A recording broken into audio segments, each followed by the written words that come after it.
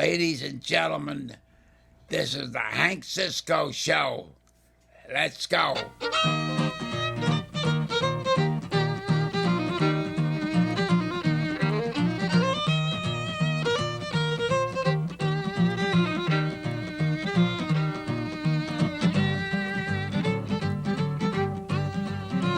And welcome to the Hank Cisco Show. I'm John Doyle, and it's my privilege today, as I sit in this Hank's seat here to help his show move forward, as we've been doing for the past couple of months, to have a spectacular guest today. And so we have a real opportunity to hear a lot about Philadelphia history, about some big charitable events that have happened in the world, and just a regular guy from the neighborhood who has a great story to tell. And so today we have with us the previous I don't know what word we're going to use, former general manager of the Philadelphia Eagles, the co-founder of Ronald McDonald House, and ultimately a radio personality as well, the whole works, Jim Murray. And I just want to say thank you so much for being here today. Well, my hat's off to you, and especially Hank and Frank. Just to see the pictures of Hank and Frank together, they were a big part of my life. As I didn't know Hank, but I know Norristown. My best buddy was a guy named Sal de Blasio. In the old days, when you took the trolley and the subway to West Catholic. Right. So I spent a lot of time in Norristown, and Leonard Toes was the owner of the Eagles, was from Bridgeport, Toes Trucking. You saw those trucks go by up in Norristown every day. So I feel Norristown. I feel That's great. I'm excited about being in Norristown. Well, we're happy you're here, and the kids are really excited. When I told them who you were, their eyes popped open when we started the show. So I know that you have a book that's about your life, right? We'll just start right out with that. It's called Life is Inaudible, right? Right. And it's your story. And we're going to spend some time sort of framing out some of the broad strokes that people can find out about if they read through the book. So again, we're really pleased that you could be with us. You know, I think I want to start talking about what it means to be a neighborhood guy, because that seems to matter to you a lot. So tell me about what those roots in the neighborhood mean to you. Well, there's a lot of Norristown in the old neighborhoods. Little 812 Brooklyn Street, 42nd and Lancaster, about as big as this studio, not as big as this studio. Right. But Pop Kelly lived on the next step. Uncle Bob went to World War II and drove a yellow cab. What's that? That took up the whole street. and you knew everybody. And there were no doors locked. We were blessed because the security thing, and people just took care of each other, and nobody made a big deal out of it. Somebody got sick, everybody got together and helped out. So it was a definition of the commandment, love your neighbor. And I'm still best buddies with my guys. Robbie Ellis, one of the sons of my buddy Bob Ellis, worked on Comcast. And, you know, you never lose those connections. And then we moved to the suburbs. I know what that was, Clifton Heights. Oh, my. And we moved out to Holy Cross Parish, and they were all young kids. We were the old guys. So 7th and 8th grade were all combined. And that was a great experience, to just move out there to those Warner West homes where everybody moved after the wars, and that changed my life. And then I got involved at going to Villanova, and that changed my life. I became the student baseball manager and saw how powerful sports was. And then through a lot of circumstances and Hail Marys, I ended up working my way through the ranks and becoming the general manager of the Philadelphia Eagles. I didn't take myself serious, but I took that as a holy trust. As we do the show here today, we're talking the Cowboys. The whole world will stop on Sunday, win or lose. Everybody will be tears or cheers, depending on the outcome of a football game. So I learned a very significant lesson, that the power of sport for good, you can't put limits on it. And that's how I'll tell the story of the Ronald McDonald House when you want me to. But Yeah, we'll get to that. And that's, I mean, you're talking, you just jumped through so much of your life. I want to try if I can grab some of that. So you went to school at Villanova, am I right about that? Correct. Hitchhiked. In the old days, you could hitchhike. You can't do that now. Right, you can't do it today. So you from home going to Nova for school, and you worked with the baseball team there. I was the student manager. The ad you see in the program, picking up the dirty towels, but just being around sports. I was a Phillies fan. And wow, this is great. And so that time spent at Villanova, ended up getting you connected with sports. Where did you go with sports after Villanova? Like, what was the next step in that? Well, I was so impressed being the baseball coach with the coach. He's like he was a teacher. Right. Arthur Leo Mahan, never lost his Boston accent, played for the Phillies, played for the Red Sox, had a whole bunch of kids. And he infected me as a person. And so I prayed about it, and I thought, I want to get in baseball. Well, the whole book's about that. It's too long a story for this show. It's fine. But I ended up not only getting in baseball, I worked for the team called the Tidewater Tides, and then the Atlanta Crackers. Right, which is a wildly inappropriate name. But at the time, politically what difference incorrect. did it But make? I actually met Dr. Martin Luther King. I Right. saw all the changes in the social part of the world. I ended up getting an education. Sports crosses all boundaries. Right. So by being in a great city like Atlanta, I met my wife there, Diane. She worked for the team. And so it changed my life. And what was your role with that team? Like, what job were you Well, doing? I started as the ticket manager, Okay. and I let all the kids in the neighborhood in for nothing. Great. Which my boss, he said, we sold 48 tickets, Jimmy. There's 400 kids here, and I said, nobody's not smiling, and nobody has. They don't have a quarter. I have for my old streets. Right. But it was a great thing, and you learned all the. Timmy McCarver played for the Phillies, one of our guys. We won the Little World Series, so we were lucky right away. Then I went in the Marines, even though the only thing fits me is my tie clip. Okay. But you know, I came back home, and I met a guy named Stefan Popescu. He changed my life. Who was he? He was a Holocaust survivor, and he had a real high-priced restaurant. And he said, "You just come and say hello to people." And well, that changed my life too, because my whole life has been changed with the word McDonald's. We had a crazy customer named Jim McDonald. He had a bar in Malibu. Okay. Mara, why don't you run it? So I went out to Malibu with all the movie stars every night, taking care of that. Then I got a call from Art Mahan, and he said, "Jimmy, there's a job open, sports information director." That changed my life because I came home, and I became part of Philly again. So talk to me a little bit about Malibu. That sounds like that must have been a heck of a time. So when you're you end up running a bar, right, out there, had no real experience with running a bar, I guess. Well, I had the place in Atlanta where Stefan's place. Right. So I had that experience. But it's like everything else. It's who you know, what you meet, Right. and taking care of people. And if the food's good, the place is good. And I was a designated driver. Okay. I'm an Irish guy who doesn't drink, so I took everybody home. But I could drop names all day of, the movie stars that used to come in to that bar called The Raft. And but it was a great experience, and also making the books balanced because I had to keep the business running. So it was a twofold thing. Nobody believes it, but the church that I went to was called Our Lady of Malibu. So when Art Mahan called and said, "Jimmy, there's a job at Villanova," and my dad, who went to heaven early but he was still alive, and I thought, you know what, I should go home, and that's what I did. And you make little changes that become big parts of your life. Mm-hmm. So coming back to Villanova, and then never did I think I was going to go to the Eagles, Right. because I was loving working with my mentor.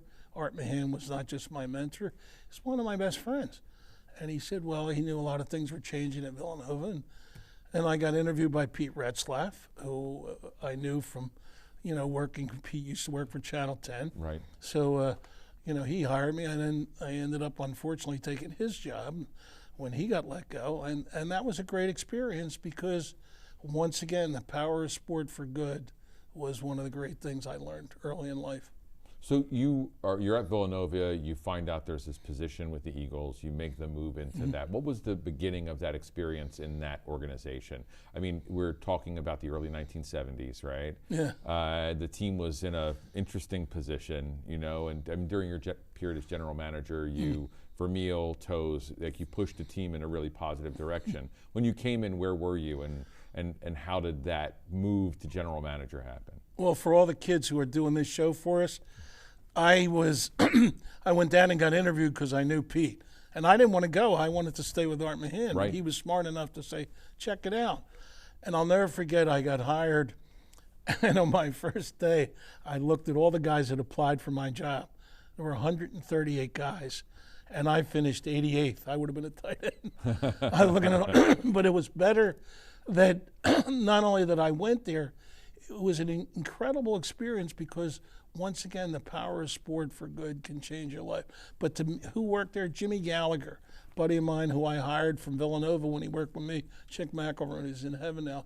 But you become friends for life. You not just become friends. And you move the old neighborhood. The first thing you ask, you're from Philly, where'd you go to school? Right. You know, hey, we're at Norristown High today. Well, you know, where'd you go? Hey, you went to West Catholic. You know who went there? My uncle went there. My father went there.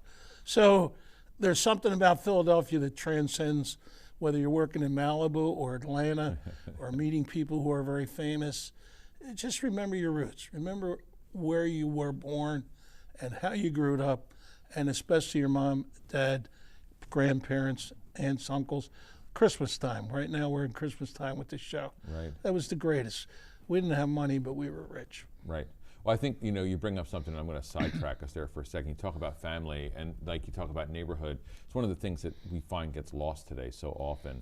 People spend time under their headphones or running around with, you know, their friends, and they miss family occasions. There was just an article in New York Times about the fact that family occasions are becoming less common. It seems to me that you think that's a pretty important part of life. Well, I was born BC, before cells. Right, there you go. See, people looked at each other. Right. People looked to talk to each other. People mingled.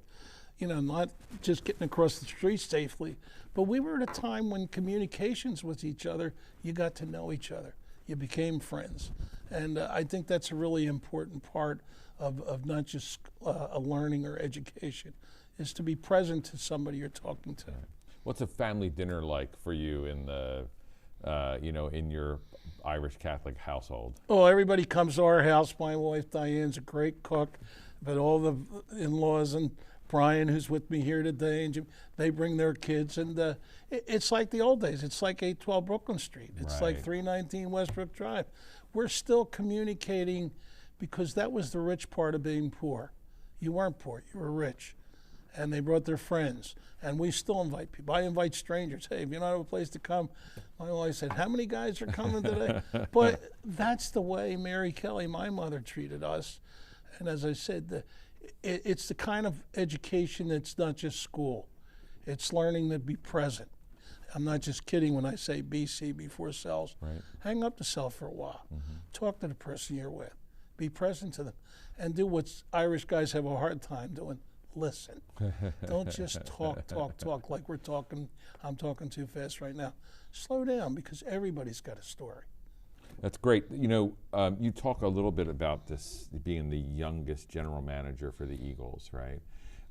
Did you feel any extra pressure from that position? Like, you know, did it feel like it was the stakes were really high for you, or just doing your thing? Hey, my pressure was Norristown, Leonard Toes. Right. Okay. Just great. being the guy to work for Leonard. But no, but the Sisters of St. Joseph that I had in Mother Sorrows, or the Sisters of Mercy that I had at Holy Cross, or the Christian, they taught us to communicate with everybody. Right. So my job was to, hey, step back and really listen, because I learned one time something I use when I give a talk outside, that the word listen and the word silent have the same letters.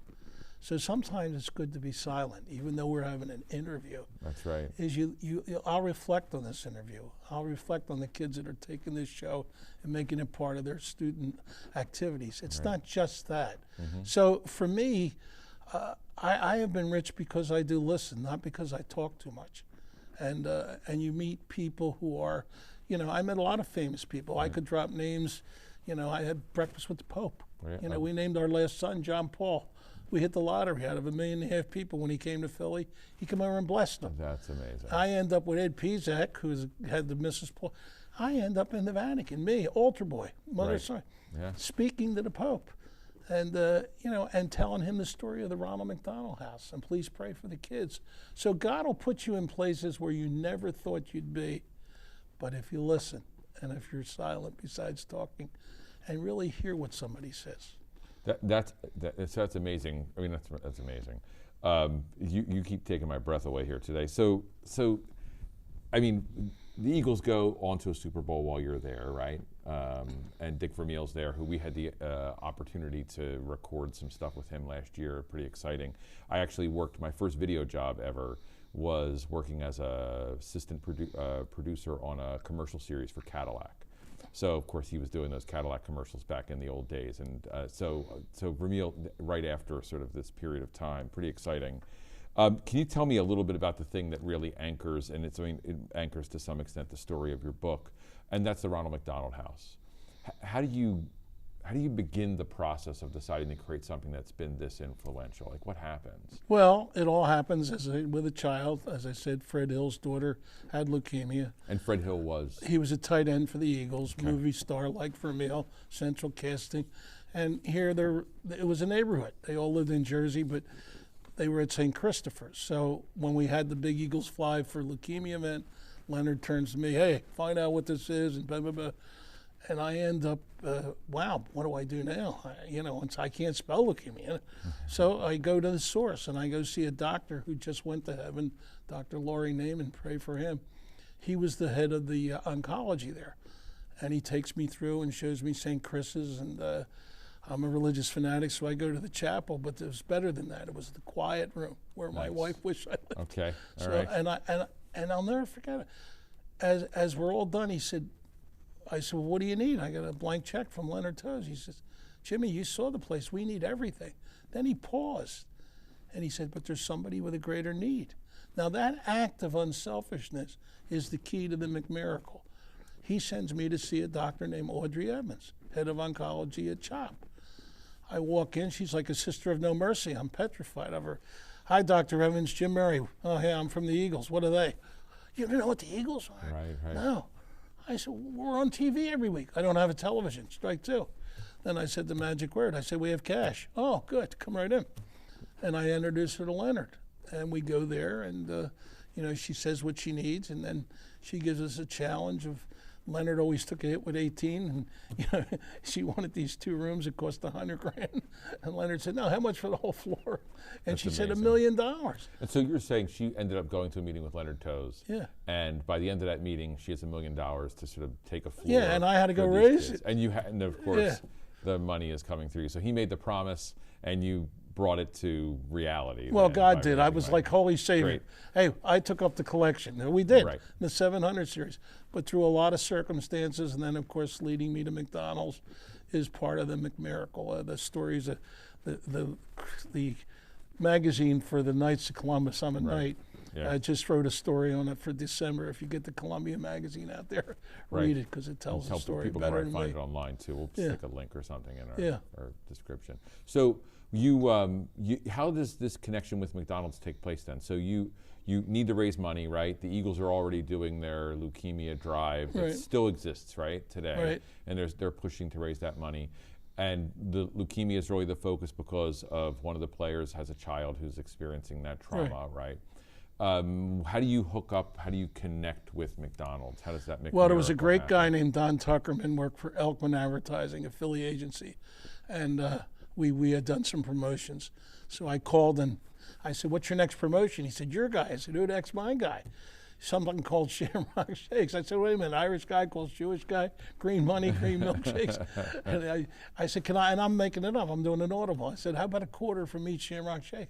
We always have to talk to the Italian guys. Ed Renzi, regional manager, later became president of McDonald's. So I go see him, and we say, well, we'll call it the Ronald McDonald House. And the first house opened, we had a ceremony. If you go down Chestnut Street, there's a historical marker. We just got it on the anniversary, October 15th. We're open 45 years ago. Okay. And it's the first Ronald House in the world. And then we were really lucky because, unfortunately, a doctor and a lawyer in Chicago, they had a child, and they had heard about it, and they came in to see Leonard. And a guy named Charlie Marino, he would have been perfect, Norristown, right. And Dr. Baum. And the long story short is the second house in the world happened in Chicago. And that's where McDonald's headquarters is. It's like the Vatican. Right, so it's So now if match. somebody said, hey, what's a Ronald McDonald House? And I've been blessed to be, well, there are now 365 or more in 43 countries. And it's just like the Declaration of Independence. I was going to call the book Great Things Start in Philly. Right. Or the Declaration, a bunch of farmers would call it the Constitution. But, everybody needs them, and they reflect their own locality. So because of something that started in Philly and the neighborhood, that's the McMiracle. They're everywhere. And so you go to Chicago, we set up one in Chicago, and from there it just builds until you're in, as you said, 43 countries with more than 365, like a place for every day, right? Yeah. So that's amazing. So how many, do we have an idea of the number of kids that have been helped, the number of people? Well, there are millions. In fact, in our house, we had a big map of the world because Children's Hospital and Shriners, and we have a house at St. Chris's where Dr. Name, people come from all over the world to these big metropolitan cities. And I don't care what nationality you are, what religion you are, and every day you meet somebody who has a story. And you can talk about all the numbers, but it comes down to one family. And the show's too short to talk about how many of these families I've gotten close to and have been part of my life. And that's Philly. That's back to the neighborhood. That's back to the whole premise for a Ronald McDonald house being West Philly or Norristown or Main Street or Holy Savior or Mother Sarah's or Norristown High School. It's growing up with your family and not forgetting your roots. And if somebody's on defense, hey, I'll help you. And it feels like the Ronald McDonald House for you is like a place you can build that same kind of community that the neighborhood has. That's really, that's cool. That's super cool. You gave me a number before the show of 501,000 volunteers. Can you talk about what this volunteer, that's an amazing number of people who are working for Ronald McDonald House. Talk to me about what they're doing. Like, what's that? Well, volunteer? What's it take to feed a whole bunch of people? Great. Okay. And well, first of all, pick them up and get them to the hospital, even though we're close to Children's. Right. So the lady who runs our house, Susan, she was a volunteer driver of the van. Okay. And now she's the head coach of our house. And what it is there's a job for everybody. There's somebody to answer the phone. There's somebody to make the meals. For the first time, our house has expanded from its little house on Spruce Street and down to Chestnut Street to we have a chef. But part of the whole thing is what we're doing right here. I remember Dick Vermeil, when we hired him, it was one to save my job. But one of the things he said right at the end of the interview, can I ask you a question, Jenny? I said, sure, that's why I'm here. Why would I come to Philadelphia? I said, Dick, I'm going to tell you three things. I'm going to be Jeremiah. I said, you come to Philadelphia, you're going to move your family here. Not only are you going to move your family here, you're going to stay here the rest of your life and raise your kids here. You'll never leave Philadelphia, and you'll be a household word. Well, I was Jeremiah, because you see him doing the Blue Cross commercials. Absolutely. They don't even have his name on there. You've interviewed him. But you know the first thing he asked for? He had a list longer than this room. The first thing he asked for was round tables at training camp.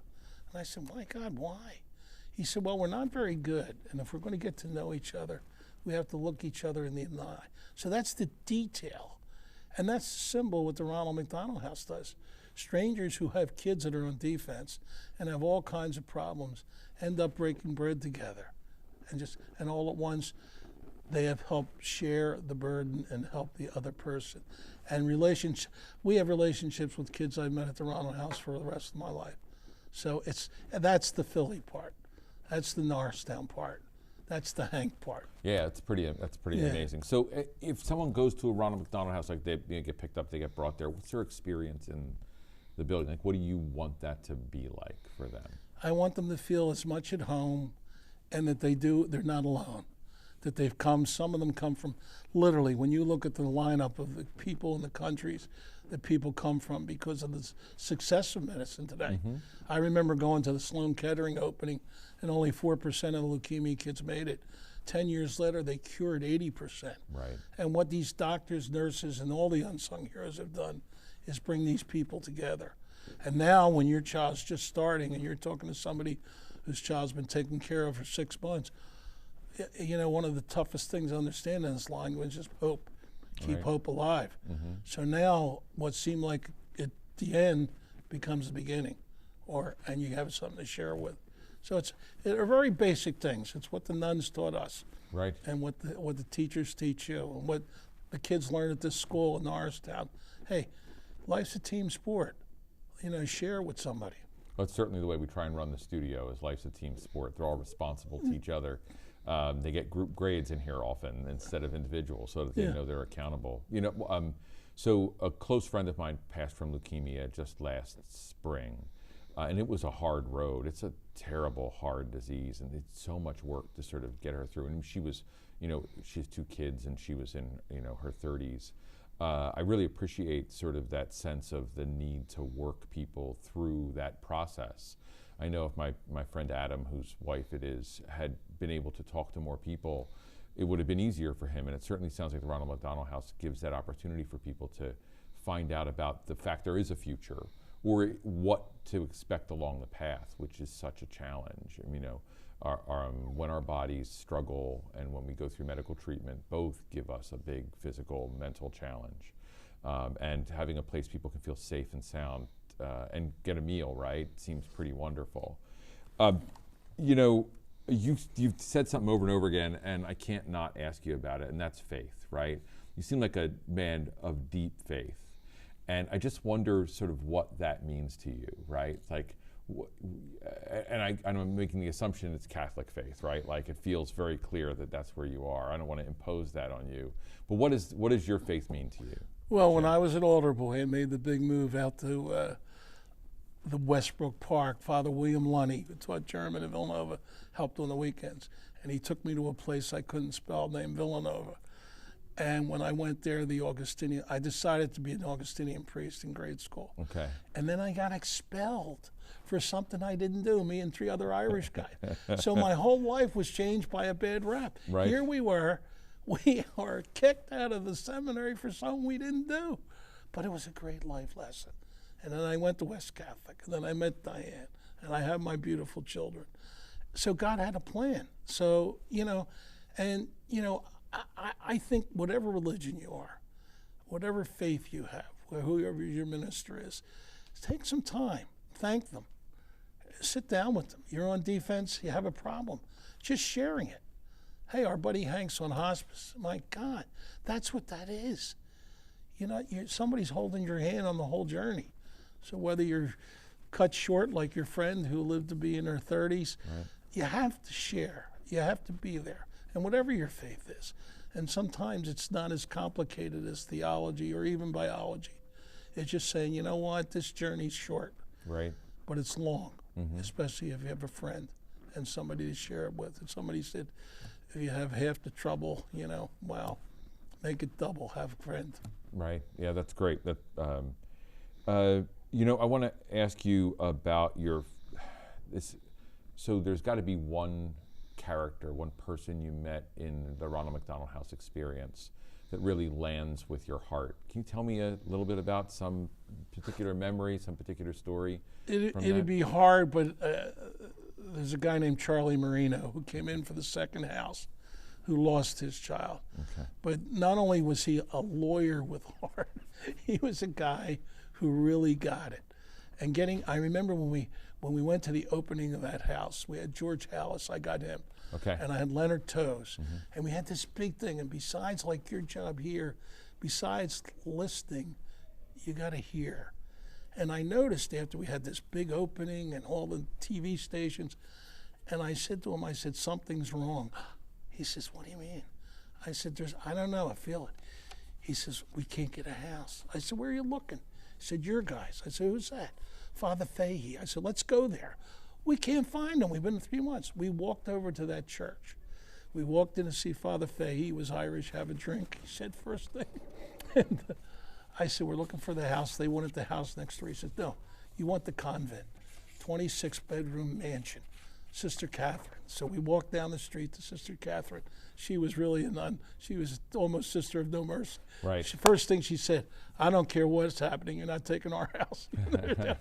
Well, she ended up being on our board.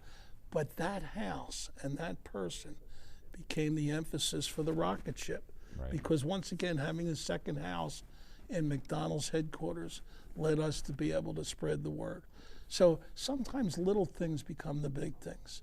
And it's good to listen. I mean, the first thing Sister Catherine said, you're not taking our house. And she's on the board of a new 88-bedroom house right in downtown Chicago. So I have the statue. She sent me the statue. My wife said, what's that casket in our driveway? I said, it's got to be St. Francis. He's from Chicago. So out in my backyard, I can say a prayer every day for every house because that second house and Charlie Marino, anyway, I can babble on. It's fantastic. How about a favorite memory from your time with the Eagles? How about that? Let's just get our sports fans have a little treat. Life with Leonard Toes, and we're on a Norristown station in Pennsylvania. You know, there's so many things that happened along the way. Of course, hiring Dick Vermeil, I already said, was one of the great things. Right. But just seeing people's joy come into that stadium, whether they beat Dallas this week or not, I mean, it changes the world. And I've had so many moments in sports. Jimmy Gallagher worked there 55 years, my first boss. Right. Hearing his stories. And in the old days, people were all storytellers. And we would share with each other. And I had so many moments. I guess the one that would be fun to talk about is I was in charge of blame.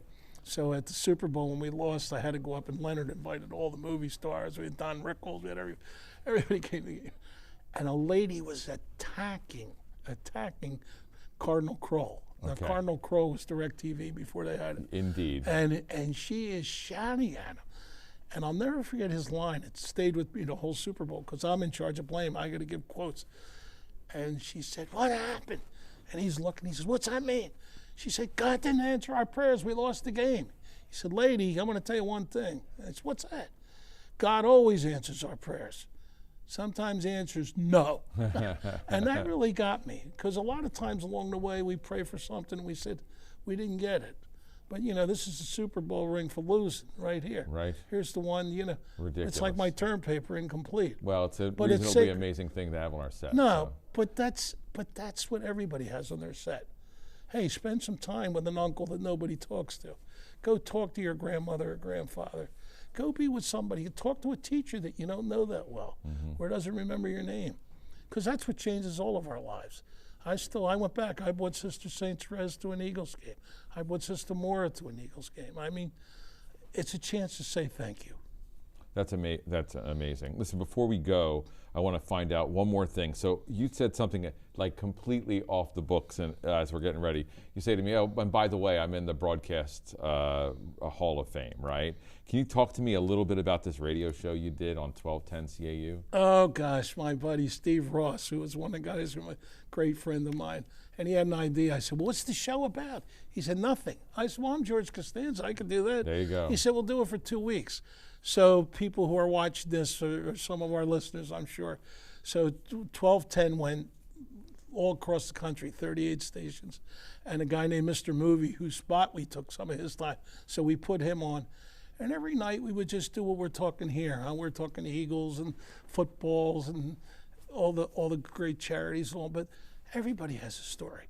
So you would just say one phrase, and all at once the phones would light up, and you couldn't cut them off because we're back to BC, before cell phones. People wanted to share. People wanted to have real conversations. What these kids are learning as they do our show.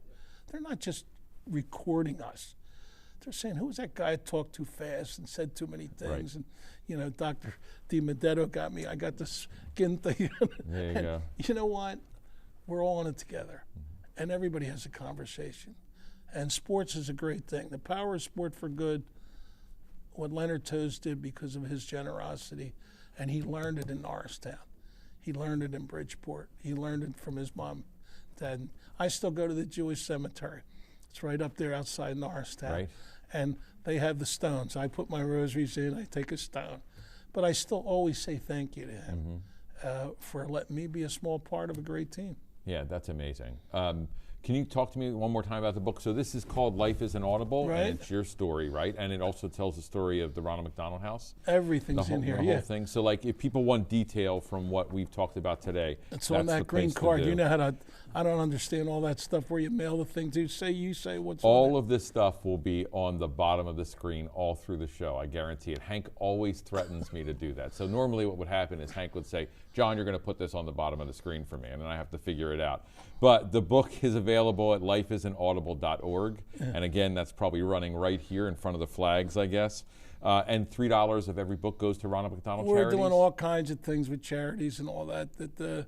You know, the guy Steve McWilliams who wrote the book is in charge of special needs kids at Villanova.